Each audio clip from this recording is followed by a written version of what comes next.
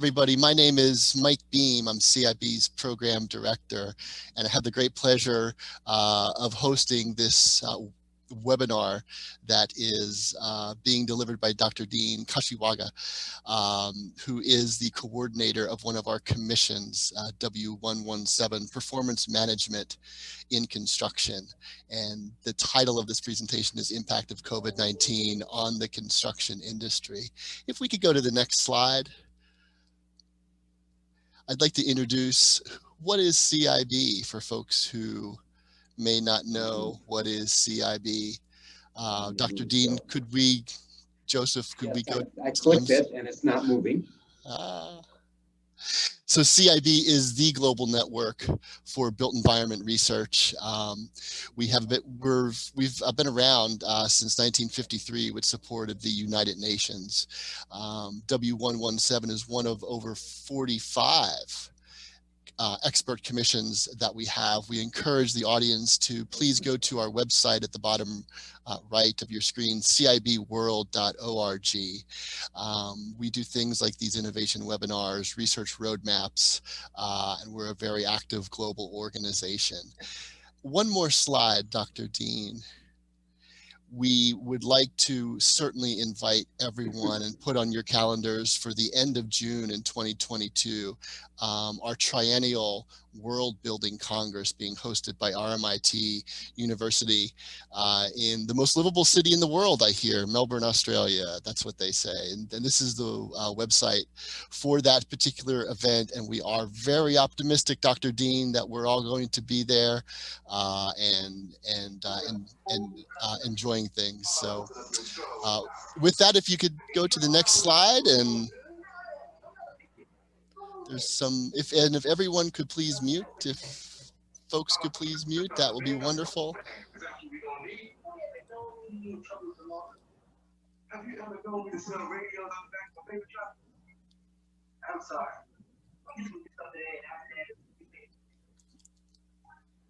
If everyone can please mute, that would be wonderful. There's some background noise going on. This webinar is entitled The Impact of COVID-19 on Construction. The COVID-19 pandemic is forcing organizations to cut costs while improving production. Construction must adapt to these changing times to be successful.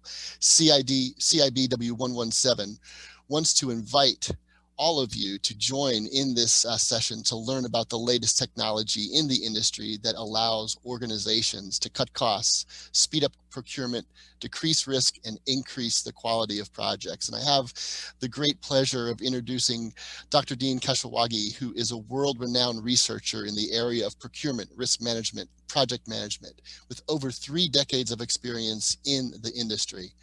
He has presented to organizations all over the world and participated in hundreds of conferences. As a professor at Arizona State University, he developed the best value approach, which is the most licensed technology at the university with 64 licenses.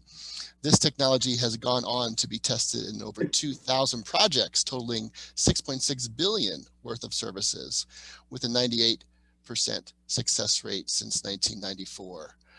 Dr. Kashiwaga is an accomplished author with countless books, publications, and journal papers. He's recently retired as a full professor after 25 years at Arizona State. He has a beautiful wife. He has 8 children, 15 grandchildren, and I had the pleasure of hearing Dean talk numerous times, and I can tell you that it's great to have him here. And I'm going to turn the floor over to Dr. Dean. If folks in the audience, we'd like to know who you are. If you could put in the text chat, what is your role? Are you a professor, a graduate student? Are you from industry or government? And what country are you from? We want to get a little idea of who these 33 participants are. So with that, Dr. Dean, I'm going to turn it over to you. Thank you. And I'll be taking questions. Please put your questions in. We will be taking questions, I believe, at the end. Dr. Dean. Thank you very much. Is my audio okay? Can everyone hear me? Yes. Okay, very good. Let's start off with the first slide. This is by observation. here in the United States, but also in Europe and in other countries of what's going on. We've been under, quote, a lockdown for quite a while. I would say over 6 months. And really what this has done to our whole economy is there is a movement toward virtual platforms, which means the value of facilities now has gone down because people are working at home. And so universities and other organizations which have put a heavy investment into the infrastructure and buildings, etc., are finding that they have a problem because their funding mechanism is putting students into the university, at the university, selling them food, parking, all this expenses, and now all of a sudden they have a challenge because we're moving to virtual platforms, and it's gone into the industry now, and it's caused people to look at things differently. By observation, because we've been in a lockdown, and because the whole supply chain has really been shut down for a while, it's coming back up, but it's slow to come up. The emphasis now on price becomes much greater. And so with the emphasis on price being greater, because the organizations don't have the funding anymore, so they have to cut they've had their funds cut, so now what they're doing is they want something at a lower cost. Cost has become paramount. It's the most important thing to them. And of course, we in the United States have seen this, but there is a movement to automate everything that people can automate. And if I can give a good description of what automation is the replacement of human activity, including the processing capability of a human being, is, quote, now called artificial intelligence, and it becomes the brains of any type of automation, which includes robotics. Of course, we have seen unemployment go up. And as much as everybody in the world wants to say that we're going to get back up to speed and everyone will get their jobs back, I do not believe that that is an accurate statement, because we have seen what automation has done, especially here in the United States. In construction, there's been shutdown of projects. There've been delay in projects. There've been awards in projects, but it's a hard time getting these projects going. And of course now, I believe everyone knows the definition of furloughs. Furloughs is where you still have a job, but you're not getting paid. And this causes havoc in the industry. Now, the technical part of the impact of COVID is what is required by the governments in this environment. Social distancing, PPE, practices which increase the cost and cut down the efficiency of our construction systems. So how have the organizations reacted? Simple. Cut costs. And I think they still have an attempt to keep the most valuable employees. So let me touch on this. When COVID hit, a lot of the organizations in some of the states immediately, for example, in the tourism industry, which is huge, immediately laid everyone off. Then what they told their people is, we are going to open up. And while we're waiting to open up, we want everyone to apply for your jobs, giving them the capability now to minimize the number of people that they have to just the best people. And this has been going on all over the place. And so there are some people now who have more value who will get their jobs back, but there are other people who may not. So what's the state of our construction industry in all this mayhem going on? Well, you all can read the slide. For the last 40 years, we know that these are observations of the construction industry. One thing I'd like to touch on, and it will come up again, and this is very unique because in the construction industry, we have a client-centric operation, which means the client is at the center. The client tells the vendors what to do. In order to do this and mitigate their risk, they have created a system of professionals, which include architects, engineers, project managers, and now procurement folks are also considered as the professionals. This system, which they've set up to deliver services and mitigate risk, has a severe problem. It cannot tell the difference. And we'll be touching on this further on in the presentation. And then, because the risk quote is so high now, because we have an entity, and I love to use my hands. So the easiest way to do this is say, if this is the client and their representatives, and this here is the expert vendor, should the client and the representatives be telling the expert vendor what to do? This is as simple as it gets. If the expert vendor is truly an expert, the expert vendor should not need a lot of instruction. Who should be writing the scope of work and identifying exactly what should happen? Should it be the client who has the requirement, or should it be the expert vendor? Logic tells us it should be the expert vendor. But I believe that over 90% of our industry, we still have the client and their representatives telling the vendors what to do. And because they're doing this, they now have made the assumption that all the vendors are the same. And therefore, if all the vendors are the same and they all understand the requirement, the only thing that matters is cost. So they want the lowest cost.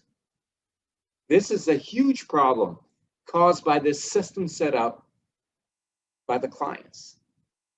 So because of the huge risk, and everybody knows what the risk can be, we have to find ways now to mitigate this risk. And so we've come up with all kinds of relationship-based supply deliveries, from alliance contracting to IPD in the United States,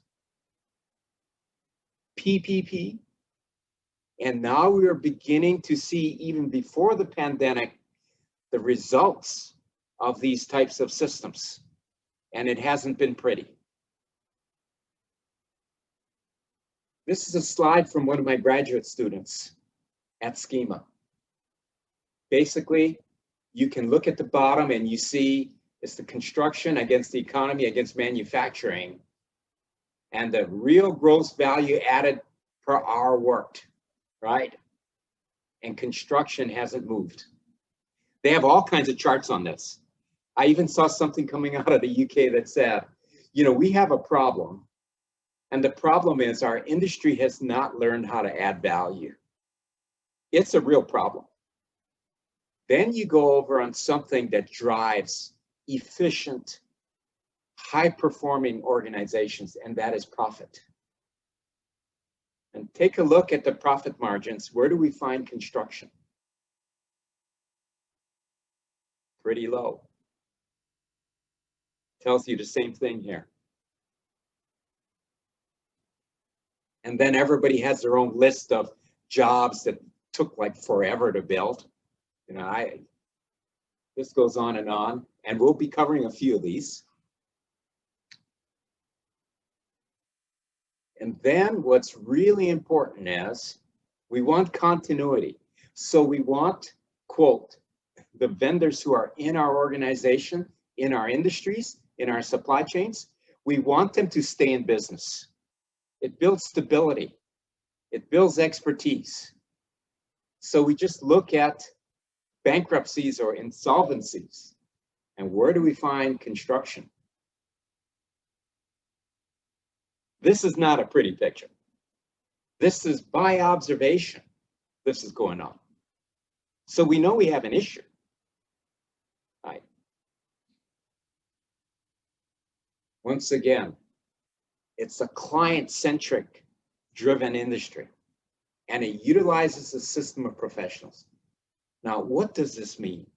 What this means, and I am a professional civil engineer, besides having my PhD and besides having a lot of, quote, experience in the industry. This means that individuals who want to be a professional in our industry must go and get educated. They go through 3-4 years, get educated. Then they have a requirement for minimal experience, and then they go for certification. Once they get the certification, they're all the same. This system cannot tell the difference.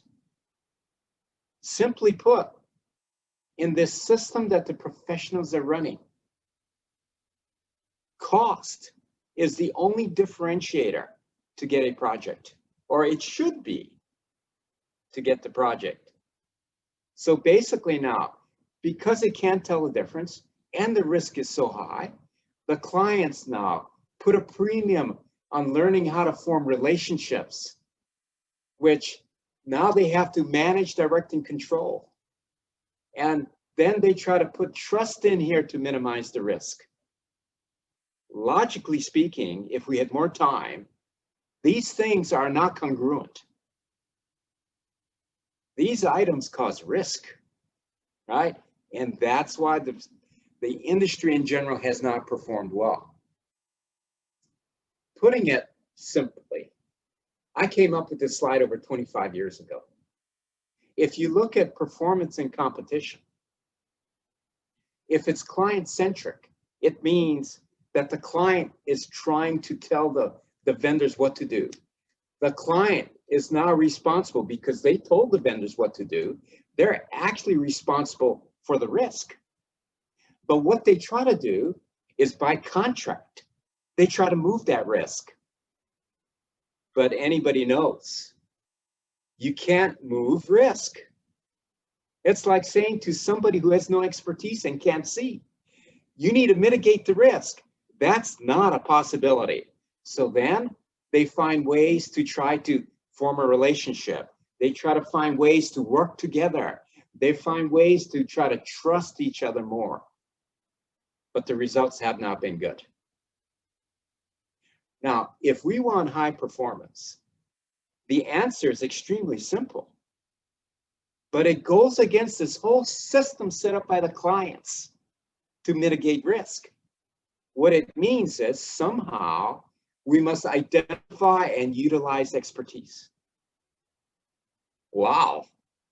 In other words, this has to be minimized from the client.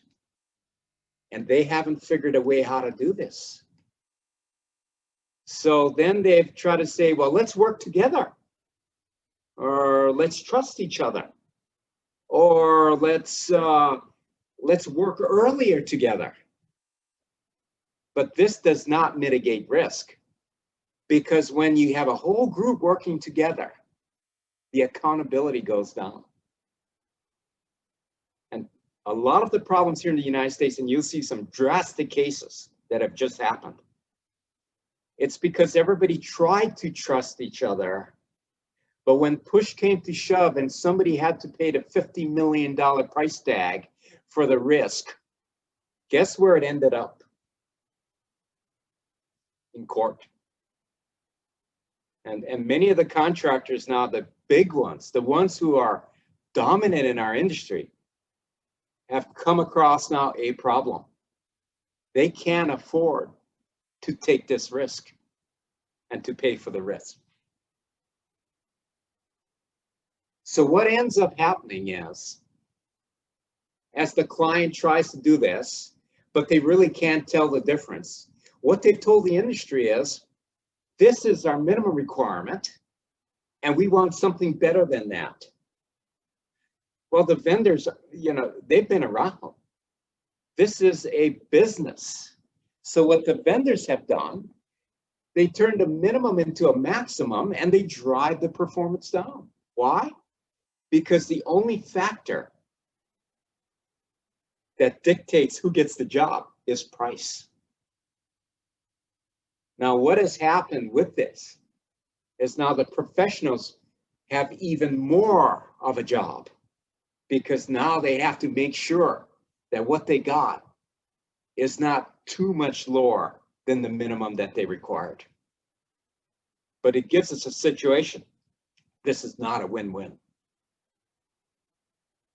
Now I'm going to show you something that, because I'm so old and I don't remember when I showed this last to the worldwide groups, many of you have never seen this before.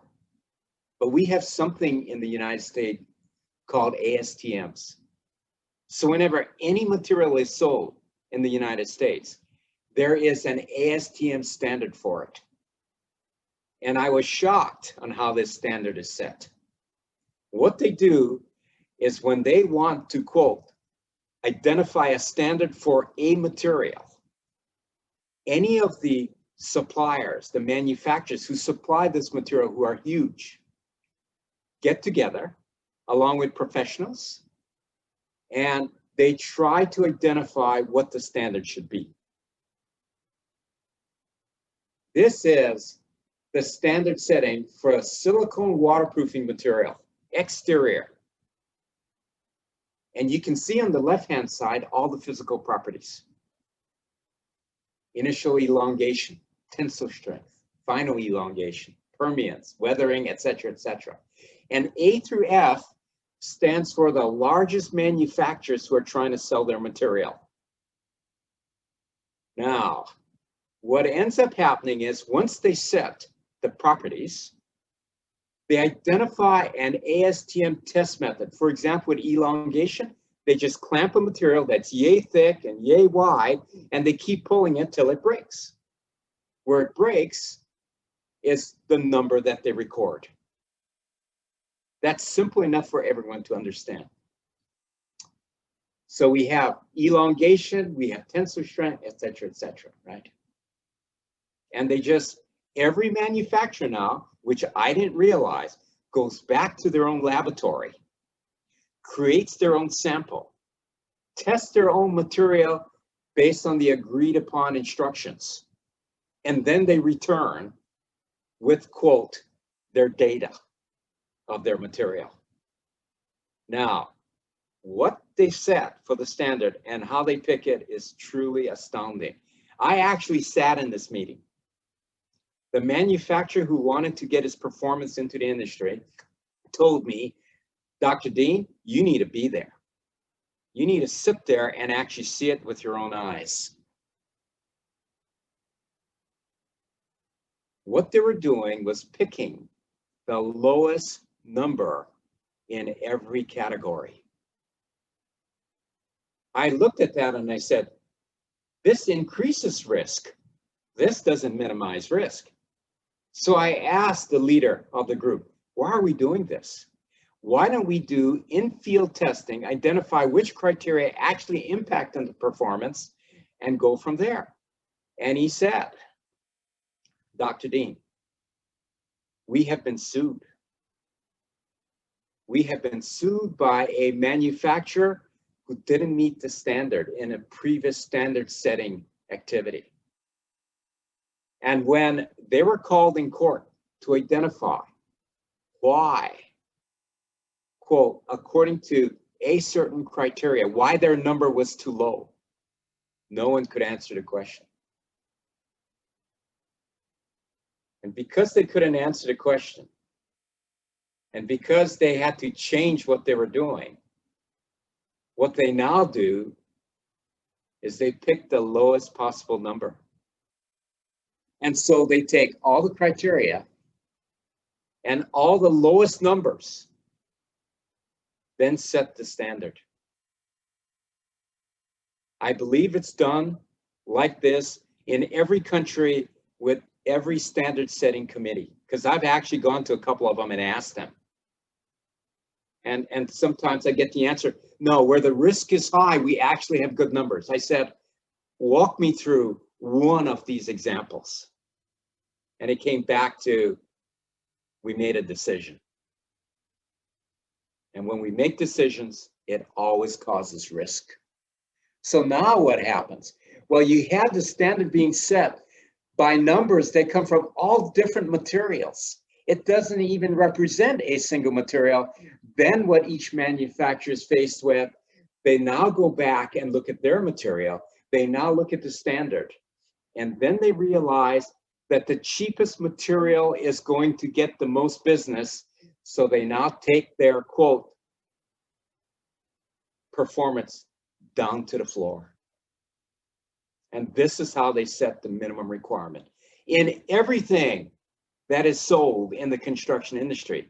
And why do I bring this up? I bring this up because this system of professionals, where they go to school, they have minimal experience, they get certified, this system that they continue to proliferate cannot tell the difference. And because it can't tell the difference, there is no justification for considering performance. It has to go to price. So everywhere where this is run, and if they say, no, this doesn't make sense, we're going to, quote, go back to trusting the vendor or cooperating with the vendor or allowing the vendor now to drive this whole thing. No longer will it be client-centric. We want the vendor to utilize their expertise and do this. They don't have a mechanism to do that because the system of professionals can't tell the difference. That is the problem we face in the construction industry. Now, there's millions of examples with this, but this one is blatantly obvious. In the 1980s and 1990s, this is the spec for the #1 sold single-ply roofing material in the United States. And you look at, quote, their values, tensile strength, over 2,000 PSI, elongation, 300%. It can, quote, meet the ASTM standard in brittleness. It can go down to -30 degrees centigrade. This thing is going to last forever. If you install this roofing system, you never have to worry about the roof again, which in facilities, waterproofing problems is a huge problem for facility managers. Well, what happened to this system? Well, on a cold, very cold night in Grand Rapids, Michigan, 100 of these roofs exploded on the same night. Totally unexpected. This was a shock to the industry. Why? Because this system had met all the ASTM requirements.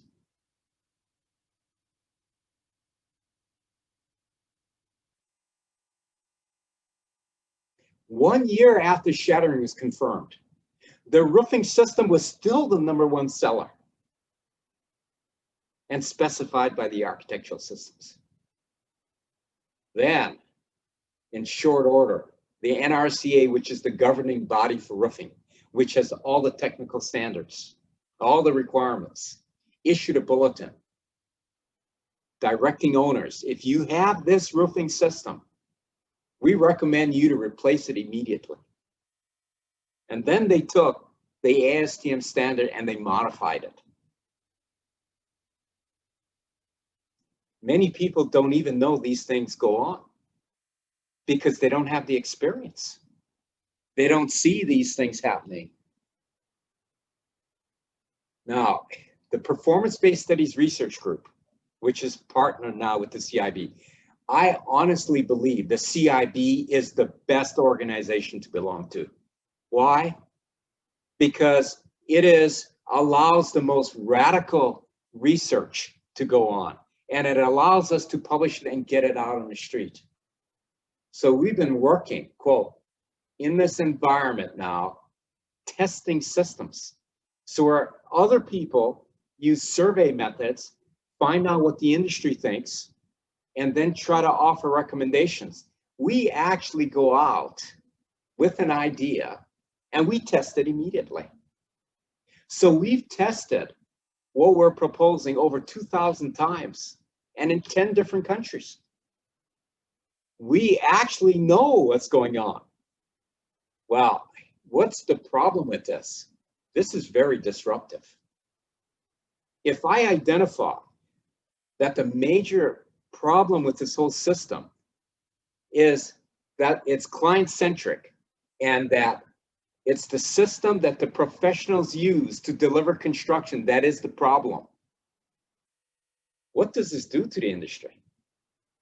How do people react? What do you mean? What do you mean we can't trust people? What do you mean we can't work together?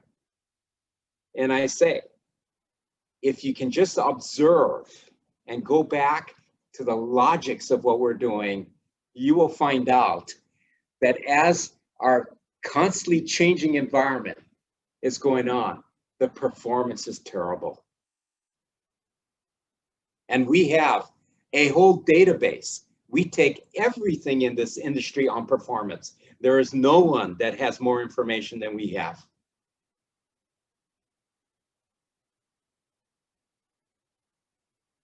And no matter which way you look at it, if you hang around long enough to see what happens to, quote, the proposals by the professionals, you will see that it always ends up the same way. Now, to be fair to our industry, every industry has this problem.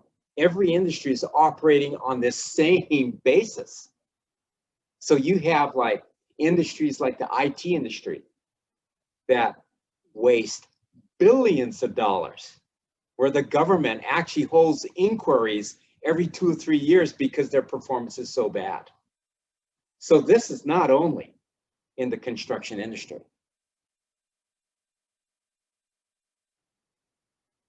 Now, whenever we find someone who's very famous or infamous or famous from a large organization that everybody recognizes, Bechtel, oh my goodness, they are a credible organization.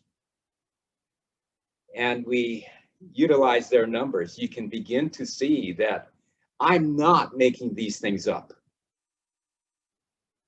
This is in every country. Developed, underdeveloped, doesn't make a difference. They use the same mechanisms to try to deliver services. Now, this is unusual. This young man, and no longer young, is in a group called PMI, or the International Project Management Association. So there's PMI and there's IPMA. And he said, after all the years we've been training people and all the money spent, we have found out, really, that the training hasn't done anything. This is shocking. What is he saying? He's saying we can go on and spend millions of dollars in educating organizations and doing the same old thing, but it's not going to lead to anything different. And many of the concepts that are heavily researched at universities, I can tell you right away, we can't get an expert who's alive and get the industry to listen to that expert. If that expert is dead and we have all his information in what they call knowledge management databases and books, is it going to make it easier to listen to this guy now that he's dead? No. All this money, it's wasted. Now, people have to realize, is our, quote, world of business and our world of what we live in, is it changing faster or is it changing slower? I have to propose to you the application of automation, artificial intelligence, and robotics is moving at an outstanding pace. And how does that affect how we manage, how we deliver? That's a good question. If we take 10 years to study this and fund this effort, in 10 years, what will be the situation when we finally get those results? It'll be meaningless. This threatens our whole research, quote, structure. So we have all these non-traditional approaches, right? And I don't mean to criticize anyone, okay? But any of these relationship type delivery system is going to end up with a problem. And the problem is going to be, if risk happens, who pays for it?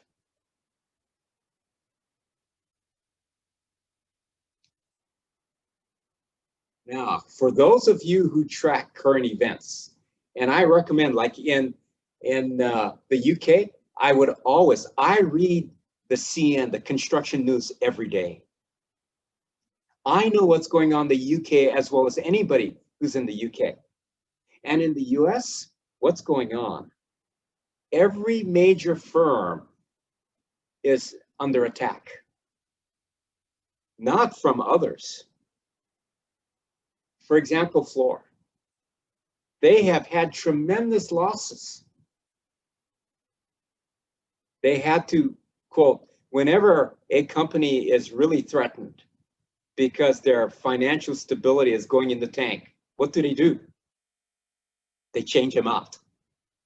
And the new guy comes in and says, oh, how could they have possibly have done this? This is not a good way of doing business. Amazingly, who steps in normally came from the industry itself, maybe some other firm. And if you watch who sits on the boards and who leads the companies, it doesn't change anything. And it doesn't give us a good outlook. But what happened in Fluor, and I use Fluor because Fluor's, quote, operational people,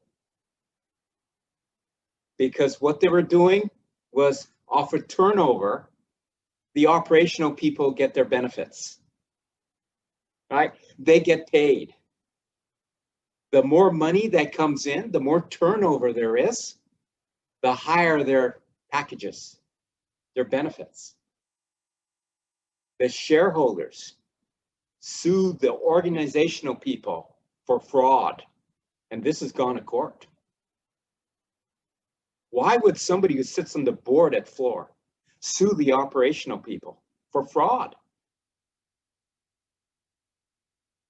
Oh, I don't have the rest of the story, but the rest of the story is because when these, quote, executives on the operational side, when the turnover went up, and everybody understands turnover is the amount of work that they have on the books. Like, so the bigger the backlog, the more these people get paid. They were low bidding projects. And then when they actually got into the project would suffer heavy losses because they were in these relational type projects. And if you go on the news and you just bring it up, right? Or you wanted more information on this, you send me an email, and depending how I feel, I may give you this information. They're in court on a lot of these projects. And the majority of times, these companies have lost. And so basically, they're taking these huge losses. So they get paid off of turnover. And then the board's looking at this and going, how can we be losing billions of dollars? And they realized what was going on. And they call that fraud. This has not only happened with Fluor, the internal suing of the operational people. This is the only one I know of. But in all the other large organizations who've been around for a long time, they're suffering problems right now. And I just saw on the CN news yesterday that this, quote, loss of profit is affecting everybody, especially in the UK. This is a huge risk now for construction companies. And of course, if you're in the UK, you understand what this is. This is a, quote, modification type project for a housing project. And they put cladding and, quote, the material that went on with the cladding, and they didn't realize that it was flammable, right? That not only the cladding, but the whole assembly was not totally fireproofed. And this is now in court in the UK. The most amazing thing I've ever seen, because the owner is blaming the general contractor. The general contractor put his project manager on the stand. The project manager said, this is my first project. I don't know anything about this project, and no one gave me any training. Then they hired all these consultants, and they bring the consultants and put them on the stand. And the consultants are saying, well, I didn't do that. That decision wasn't made by me. Then they found out that what was specified wasn't put on the building. And everybody's pointing fingers. And the one that I remember the best is, they asked the person in charge of, quote, fire safety and flammability. He's the expert on ensuring that whatever was put on was the right thing. He said, I didn't specify what was put on, and what was specified wasn't even put on. And they asked him, well, why didn't you stop it? And he said, because that's not my decision to make. And they said, didn't you foresee something was going to go wrong with this? And he said, we had an inspector from the government.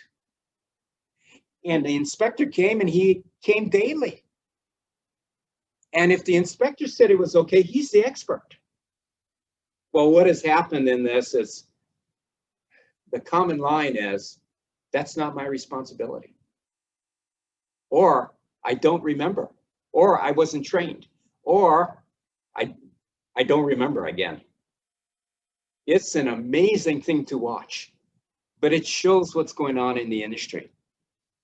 By the way, the originally specified material was not put on because they're trying to cut costs. And someone actually testified that the general contractor is trying to pocket that money. So, what are we proposing? We're proposing simply to identify and utilize expertise. We're going to use a language of metrics to make it transparent. So we're going to get the best value for the lowest cost. Who will write the final scope and technical documents? It'll be the expert doing the job. And the client's terms and conditions, of course, have to be written by the client. Because if you can't meet their terms and conditions, you can't work for that client. And there is no negotiation in this process. No negotiation means no getting something for free. Minimize relationships, minimize all the things that currently the professionals and their structure have to use. This is totally disruptive technology. Anything that can't be observed. What do we mean by observed? You have to, quote, be able to see what they're saying as a metric and count it. So it has to be observable and countable. And if it's not observable and countable, which means people disagree on what the metric should be, it should be taken out of the specification or the contract. Of course, we want to make this vendor-centric.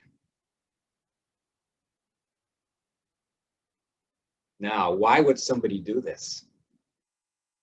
Because over 2,000 tests, over 25 years, and we continually run tests, we have seen where expert vendors lower the costs anywhere from 5, we've actually seen in our latest running, 50%. Amazing. And why? Why does this work? because over repeated testing, and I'll show you the data on some of them, we have found out that 90% of all project cost and time deviation is actually caused by the client and their representatives. And there's no argument with that. So everyone in the supply chain clearly sees this. So if you look at now, we're trying to utilize experts who simplify, who minimize documentation that is used for communication. And then we have the existing system run by the professionals. And you can see where on the expert side, they don't want to have a lot of documentation for communication purposes because they try to minimize communication. But on the professional side, we maximize documentation information.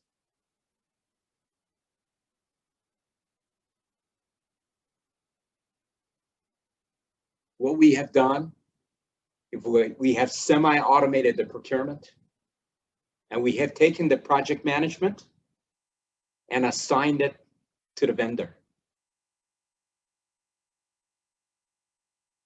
Which means we have project pre-planning from the beginning to the end. The contractor then is responsible to create a simplified milestone schedule that any stakeholder can understand without any technical knowledge. And the only purpose for this simplified milestone schedule is to create transparency and help the expert mitigate the risk that is actually caused by the stakeholders. And as we've said before, we have identified that 90% of all risk is usually caused by the stakeholders.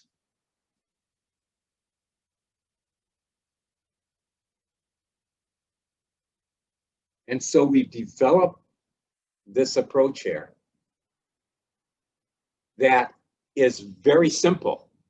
And on the procurement side, we identify level of expertise, and based on that level of expertise, what is the risk to that vendor, and how are they going to mitigate the risk, and what value can they add? We quickly interview them, and we use their price. And people say, well, how quick is it? We can take something that used to take 6 months, and we can do it in under a month. Very simplified.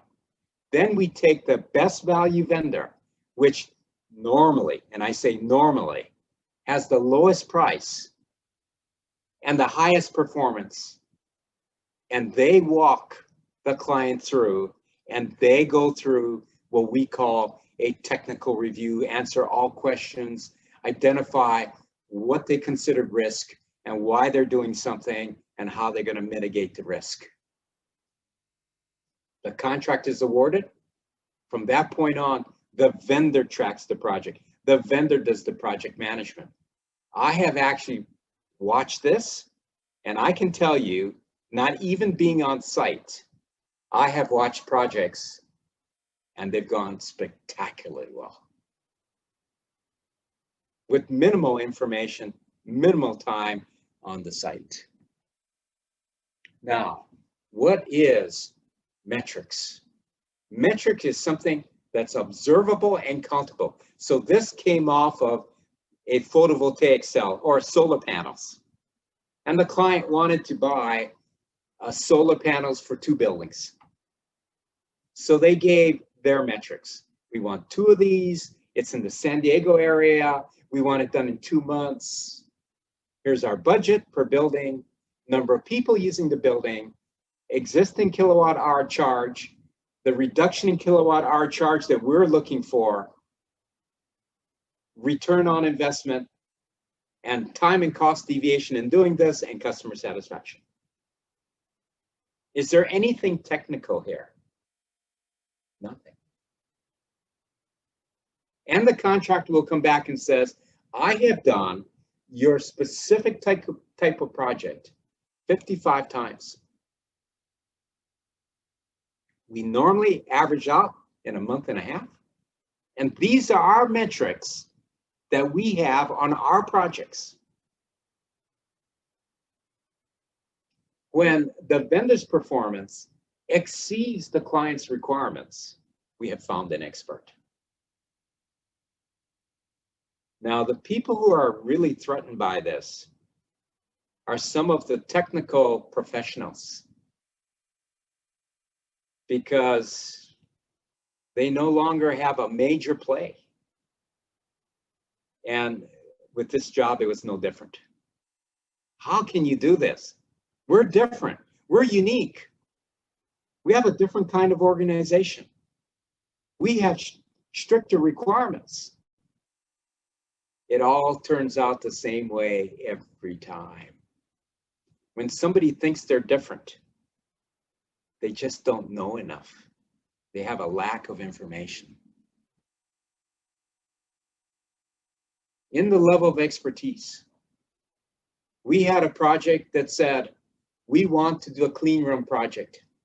Our budget is 45 million, and we have to get it in a couple years. A vendor came back and said, we have a project manager who's not only the best in our company, he's the best in the whole area. And this is his performance metrics. In the last 5 years, he did 7 clean rooms, exactly like this one. Scope, project duration, customer satisfaction, and cost and time deviation on those projects. Do I have to make a decision if this guy is an expert or not? I don't think so. In fact, after I gave this presentation, all the other vendors came up to me and said, who is this vendor and what's this guy's name? We would like to approach him. He is an expert. And you can do this on anything. We did this on an ERP system. Works exactly the same way. The only time someone gets in trouble is when they start forming a what? Relationship. And say, oh, we know those guys. Oh, we trust them. Oh, we will work with them. Oh, no, they can't give you those numbers right now because they'll give it later on. Once again, for the PV installation. And this project ended up spectacularly well. Now, do you think people want to see us publish this? Do you think the, quote, professionals in the industry of construction and engineering like seeing stuff like this? I've actually had a reviewer tell us, we don't believe any of your metrics. You're probably lying. And until you get fully audited, we will not approve any of your work to be, quote, presented in our conference. What we did, we actually kept this and I wrote it up in a paper. Because we've actually been audited 5 different times. It's amazing. Now, who are experts? Experts are people who can tell the difference. They can tell the difference between what they do and what non-experts do. They can tell the difference between the beginning of an event and the end of an event. They can tell the difference between how this project differs from the previous project they did and what they're going to do differently. Experts can tell the difference. And because they can tell the difference, they also can see into the future. And when they can see into the future, they begin to realize that the stakeholders who they're involved with can't see into the future. They don't have enough information. And so experts realize unless they can make it simple, they're wasting their time. And every time we find an expert, they can tell the difference, see into the future, and they can make it simple. So it minimizes communications. It helps stakeholders to see when they actually don't understand. And it allows the expert now to mitigate risk. Now, I'm kind of running out of time here, so I know which slides to skip here. So if I don't cover a slide, we could go back if somebody has a question on it. Here's the problem we have. In looking at the industry, we now have the experts who are observant. They can see into the future. They think less. For example, if I release this bottle and I run 200 tests of this, what's going to happen every time I release the bottle? It's going to fall. It's the same thing. The expert who understands the law of gravity, do they have to think more or think less? They don't have to think, because by observation, they actually know what's going to happen before it happens, so they can see into the future. They do not think. They do not make decisions about something that they're expert at. But by observation, the majority of people in our society do not understand. They cannot see into the future. So they have to think more. They have to make more decisions. They try to make rules for everything that they can follow, just like we do in engineering. They need more details. Project to project is inconsistent because they really can't tell the difference.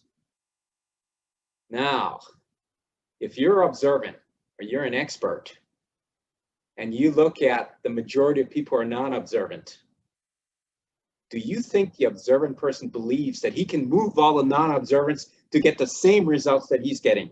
And the answer is no. And therefore, and we're lucky that we have something now that totally changes the game. We're going to use automation. We're going to use a metric-based system.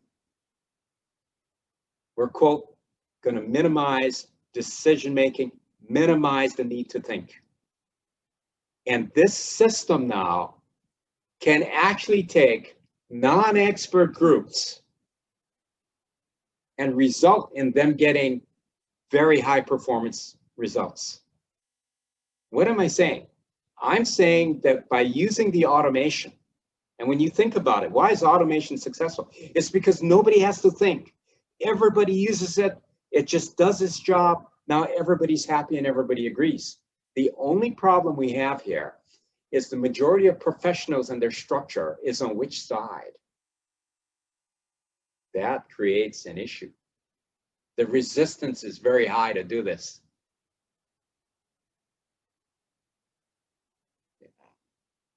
This was on a previous project slide. So when we interview them, we ask them, what's the difference?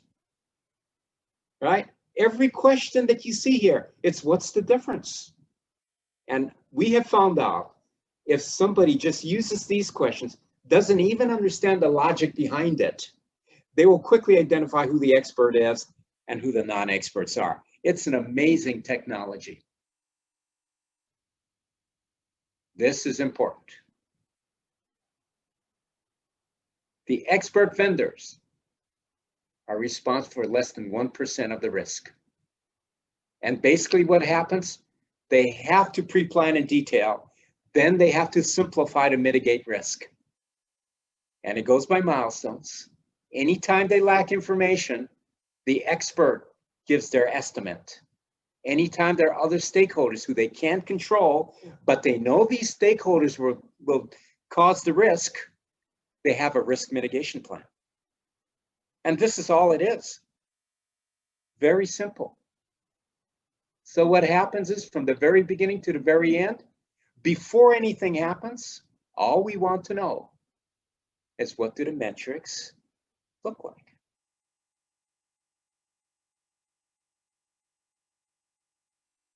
And we have a weekly risk report on every project that we run.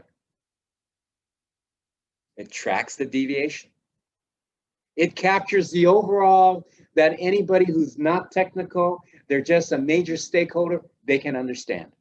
This is where we are, cost, time. If we have a deviation, who caused it? On every project, we have a schedule and the actual schedule. If there's a difference between the two, we explain the deviation. Amazing. It's so simplistic. And you can't read all that, I'm sorry, we don't have time.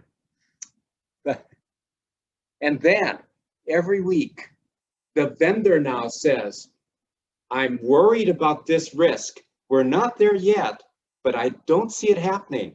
And I highly encourage you to get on this. So when the risk occurs, it's not a surprise. And there's never a discussion of whose fault it was. The major emphasis is on risk mitigation. And we had some unbelievable projects, went into the Netherlands. This was the only way they could do it. Some of the guys called us back and said, can you help us? The results were unbelievable. They were so staggering. It helped the vendors deliver on time. Everybody's time and cost was cut. That this became, back in 2012, this became the most popular form of procurement in the Netherlands.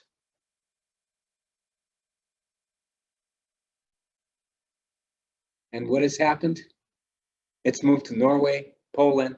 We're now in Belgium, which for the first time, I can't believe it myself.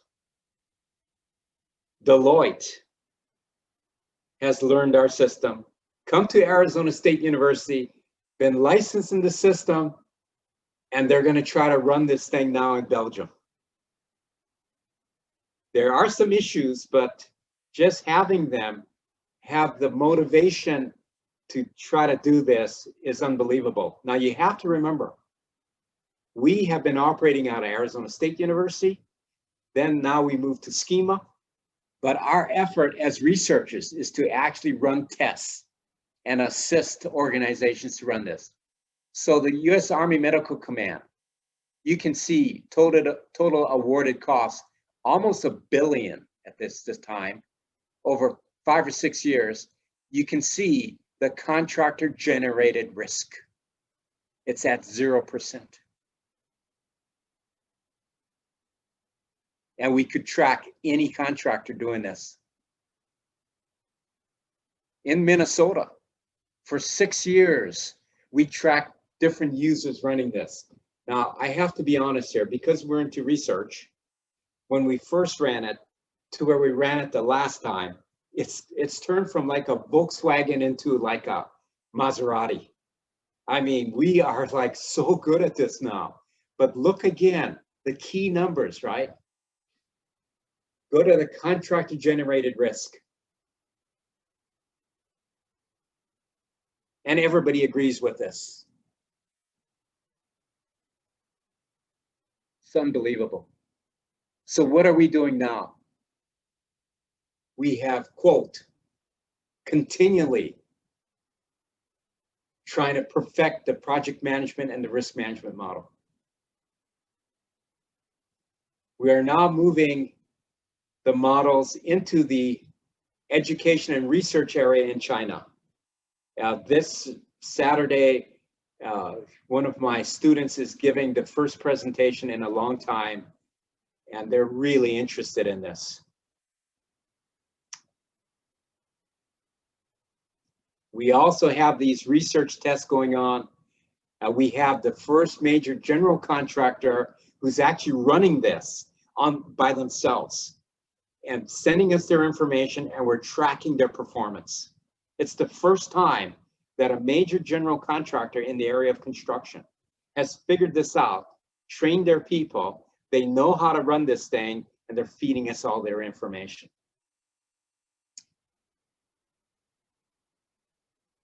And we're now at the Schema Business School, no longer at Arizona State University, unless for licensing purposes. Everything else, we're now going and addressing it through the Schema Business School in the project management program. And you can see all the different research efforts that are going on. If anybody wants to work with us, hopefully they can join CIB, and hopefully they can appreciate what's going on in all these areas. It is the cutting edge in the construction industry, including the latest student is trying to identify how artificial intelligence technology can be used. Not, quote, in the technical areas, because that's done by technical people, but in the project management functions, in the delivery of the service. We have an annual conference, and it's going the best we've ever done. I think we're over 60 people now. For something in January, it's unbelievable. And I hate to say it, it's not free. It's a charged conference, but I think it's going to be the best we've ever done. And we're looking for research partners. We want to work through the CIB. If anybody's interested in understanding how can you minimize contractor deviations to under 1%? How can we save 5 to 30% or 50% like we did in our last test for an owner? How to understand performance information. And all of, quote, our past research information.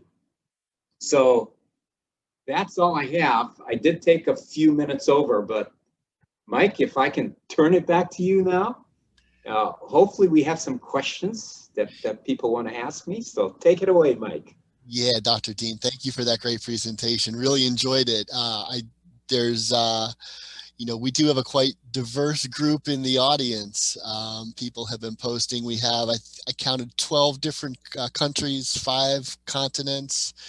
Mostly folks are faculty, researchers. We have a lot of students as well. We have a lot of folks from industry. So we have quite a diverse group. We'd love to have questions from the group. You can post, you could raise your hand as well.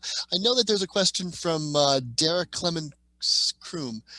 Do you know Derek, Dr. Dean? He's the coordinator of W117 Intelligent and Responsive Buildings Working Commission from University of I do not know Raleigh. Derek personally, because I'm losing my memory. So Derek might know me, and I apologize ahead of time. Derek has a question about the Grenfell tragedy. He posts, there are fault lines throughout the Grenfell tragedy. Do you think what happened at Grenfell is common throughout our industry in many countries? I must say, without knowing all the details, because I covered litigation, anytime litigation comes up, I would have to say that those, quote, characteristics that happen on the Grenfell case may be common in our industry. In fact, for those in the UK, that, quote, vendor actually had a previous fire where I believe only like 5 or 10 people were killed.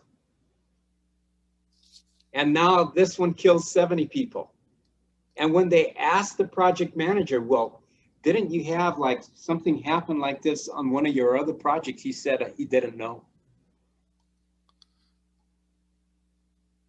Wow. But what I'm proposing is that a structure has been built where the professionals have to know too much, and there's no way to know everything. So when something happens, everybody points fingers. It's very common. I don't blame those people. You know, I can understand what they're going through. Thank you, Dr. Dean. While people are maybe formulating a question for you, you know, it's interesting, I think, what you said about experts and and how they view the world. And I was just always curious, do you think you can have too much expertise? No. Okay. Because by observation, experts are very few in the industry. In other words, if we have an expert and he can see the beginning to the end, the question is, what do you do with this expert? When do you use him? Well, you should use him in the beginning because he can see before it happens. But once he lays it out very simplistically, and he has a simplified risk mitigation plan, the expert is no longer needed on that job. Because just sitting on that job, that expert's going to get bored.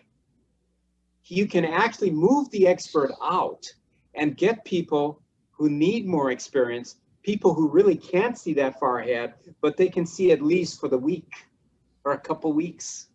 And whenever they have a problem instead of having them think about it and make a decision, they should always go back to the expert, because the expert can instantly answer their question.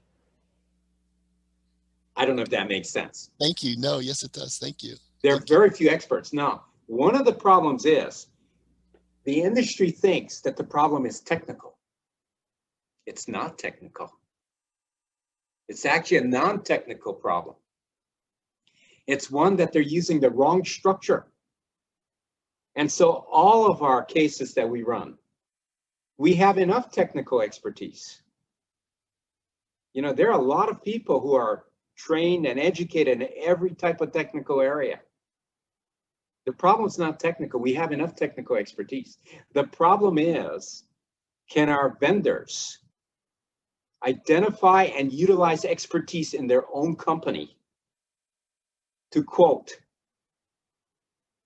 allow the company to be very successful, mitigate risk, minimize the cost, but at the same time, improve performance. And if no other question comes forward, I will have another little thing that I can tell you and how I know that this is a problem. So do we have any more questions? I think there may be just a comment out of Australia. In Australia, defective products cause problems too. The Victoria state government is currently changing all defective claddings for a cost of 600 million Australian dollars. The state government is paying for it. There was a fire in the La Crosse apartment tower, November 28, 2014, due to combustible cladding. So it sounds like something similar is happening. Is just a comment. Yeah, I don't see any more questions or comments coming in. I know a couple folks did drop off at the top of the hour.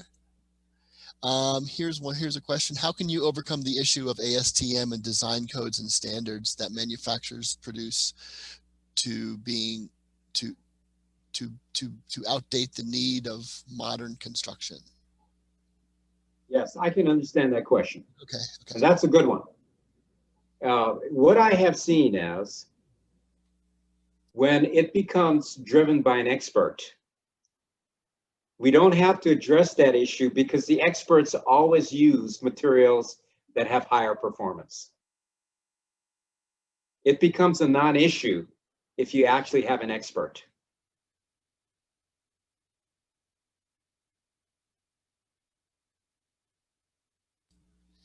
So we don't have to change everything.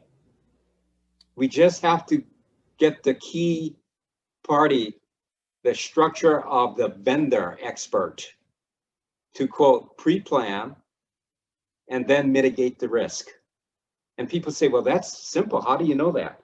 We have run so many tests and every time it happens. Now, let me get back if you don't have another question. If you do, then you can interrupt me. Let's say we have a vendor organization. So they're represented by my 5 fingers, okay?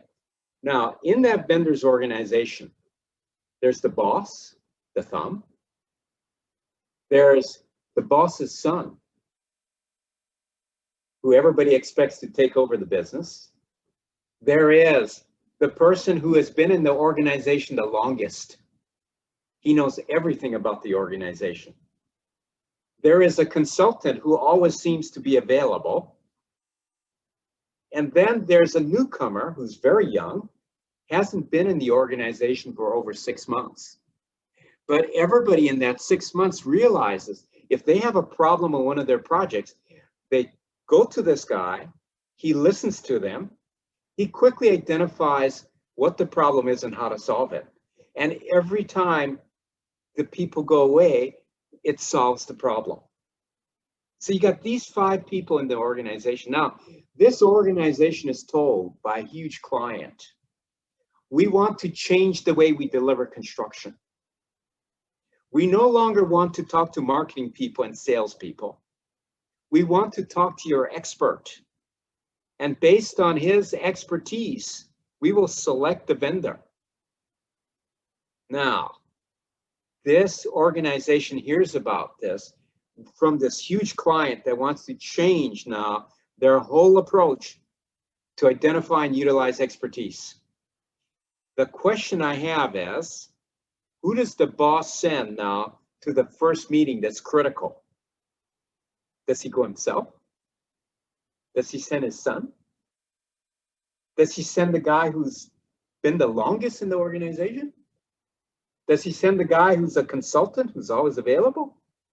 Or does he actually send the youngest guy who is the true expert? What problem does this boss face?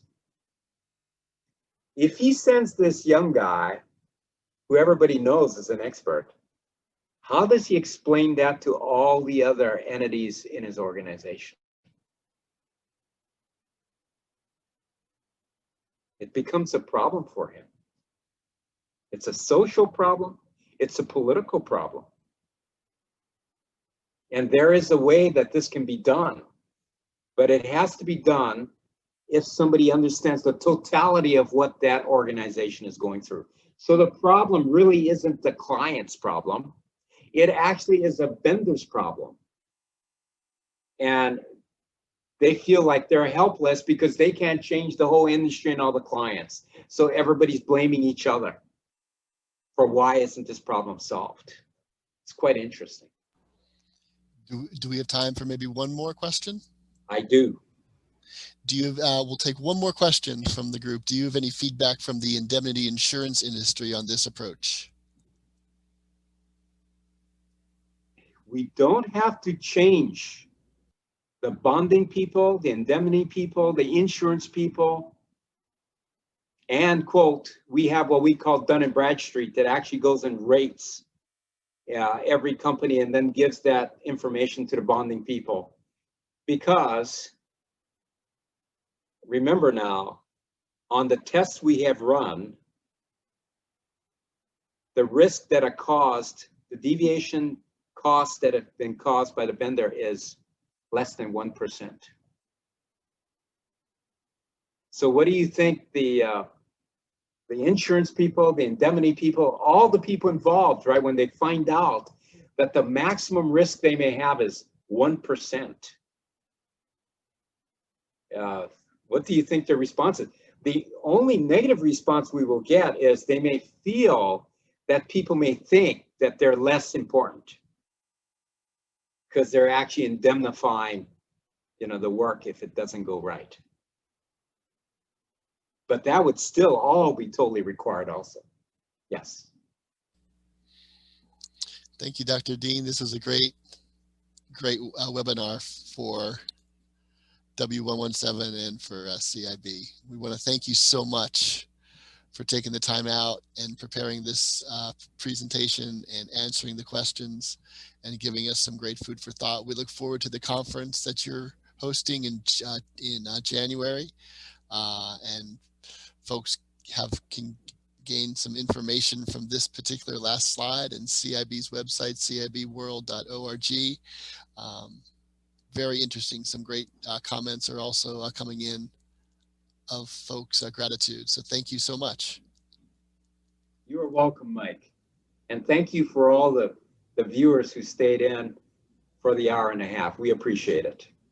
Yes, indeed. Thank you so much. Thank you. You're getting some virtual rounds of applause as well too. Okay, thank you.